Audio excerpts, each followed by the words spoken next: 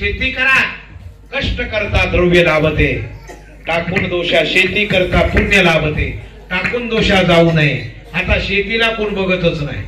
आमच्याकडे या बघायला, काय शेतीला हात लावत नाही अजिबात. पण शेती करता, तुम्ही धान्य खाता, पशु पक्षी खातात, कीड मुंगी खाते. किती वाटेकरी पाहुणा आलेला तो पण जेवायला या म्हणजे आमच्याकडे आहे, बापाची पेंड आहे, किती पण खा, चांगल्या चांगल्या भाकऱ्या, चांगलं सगळं मिळतं. कुणाकडे? शेतकऱ्याकडे. या म्हणले शेतकऱ्याकडे एवढा मोठा चहाचा कप, आणि शहरामध्ये जा एवढाच, त्याच्यामध्ये सुद्धा टोकून बघावं लागतं कुठपर्यंत भरलाय तो. शेतकऱ्यांकडे सुखाची दिवाळी, आणि या सुखाच्या दिवाळीमध्ये शेतकरी राजा आहे. संसार करा रे, अरे जर न करिता सेवा मागे मुशहरा तया फजित खोरा राज नाही. तुम्ही न काम करताना जर खाणार असाल तर देवाचे तुम्ही वैरी आहात.